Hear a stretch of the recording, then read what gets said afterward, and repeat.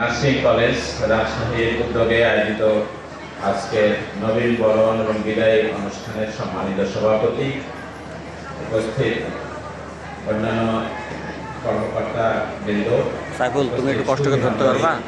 আমি একটা emergency phone দিই। আজকে এই শুভক্ষণে আবারও সালাম, আসসালামু আলাইকুম। আসলে আমি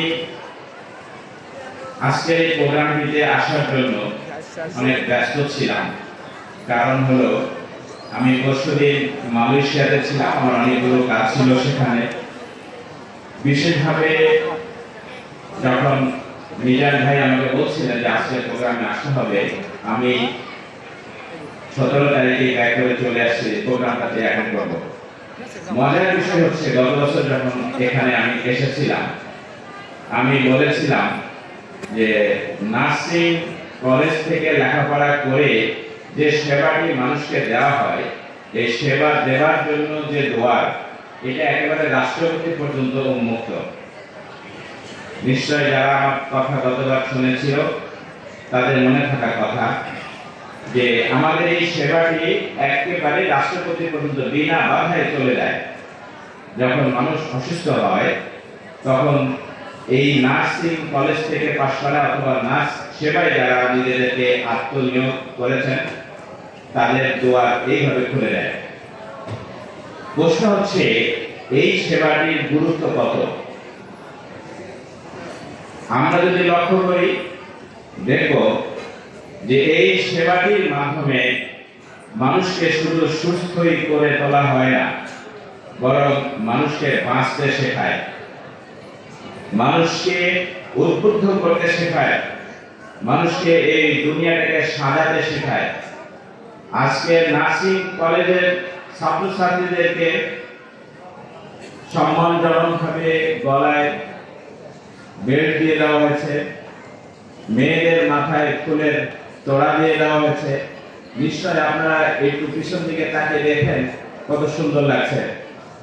কিন্তু যদি আমি অসুস্থ হই, হবার পরে এই বন্ধুরা যখন এসে আমাকে সেবা করবে, আমি যখন সুস্থ হয়ে যাব, তখন মনে হবে সব কিছু তাদের ঠিক আছে আমাদের ভাই।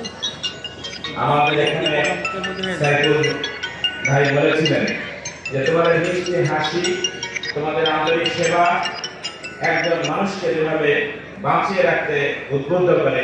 বলো। আজকে তোমাদের উন্মুক্ত দিন, আজকে কোনো শৃঙ্খলা নাই, আজকে আচ্ছা, ঠিক আছে, ঠিক আছে। তোমরা আজকে যে যেভাবে পারো সেটা এসছো, স্বাচ্ছ আনন্দ ফুর্তি করো, এটা এনজয়েবল ডে। অফকোর্স স্যালুট করি আমি কথাটা, বাস্তবিক ভাবেই তাই। কিন্তু নার্স শব্দটাই তো সেবা। তাহলে আমরা যারা নার্সিং এ করি, আমরা যারা নার্সিং এর সাথে সম্পৃক্ত না, তাদেরকে আমরা সেবা করবো না? আমরা এই সেবাটাকে ভাগ করে নিই না? শুধু যারা নার্সিং সেবায় থাকবে, যারা ব্রাদার থাকবে, তারা সেবা করবে আর আমরা করবো না? ব্যাপারটা এরকম নয়। ব্যাপারটা হলো, প্রতিটা মানুষ সার্বক্ষণিক শেখার মধ্যে আছে, সার্বক্ষণিক সেবার মধ্যে আছে। আমি কয়েক বছর আগে একবার সৌদি আরবে রাত 3টার সময় অসুস্থ হয়ে পড়েছিলাম। আমার বুকে ব্যথা হলো, সাথে সাথে আমি একটা গাড়ি নিয়ে একটা হসপিটালে ভর্তি হলাম। যাওয়ার সাথে সাথে সেখানে একজন মিশরের ডাক্তার এবং একজন মিশরের নার্স দৌড়ে চলে আসলো। তাদের পোশাক, তাদের সিট, তাদের কক্ষ, তাদের বিছানাপত্র সকল কিছু দেখে মানে মনে হচ্ছিল যে আমি কোনো 5 স্টার হোটেলে চলে আসছি। এবং এই ডাক্তার এবং নার্স আমার সাথে যে আচরণ করেছে, শেষে আমাকে, আমাদের দেশে হয়তো অনেকেই হয়তো বুকে ব্যথা নিয়ে রাত 3টার সময় কোথাও ভর্তি হলে স্বাভাবিকভাবে বেশ কিছু ট্রিটমেন্টের মধ্যে ফেলে যায়। ওনারা আমাকে দেখে শুনে বললেন যে তুমি অনেক পরিশ্রম করেছো, তোমার কিছু হয়নি, তুমি উঠে দাঁড়াও। উঠে করে আমাকে বাড়ি দিয়ে ডাক্তার সাহেব বলছেন যে তুমি দাঁড়াও, চলে যাও, কিচ্ছু হয়নি, 10 মিনিট পরে আমাকে ছেড়ে দিও। আমি আলহামদুলিল্লাহ এখনো ভালো আছি। সেটা হয়তো 2009 সালের কথা বলছি। তার মানে এই যে বিষয়গুলো, একজন নার্স অথবা একজন চিকিৎসক যখন মানুষের কাছে আসে, তখন সবচেয়ে পরম আত্মীয় মনে হয়। মানুষের স্বাস্থ্যের সুস্থতার চাইতে বড় নিয়ামত আর কি আছে বলো তো ভাই? আজকে যারা এখানে বসে আছেন, আমরা তো বলবো না আমাদের সেবা করবেন, কিন্তু আমরা কি তার পেছনে তাদের কি কোনো ভালোবাসা দিতে আগ্রহী?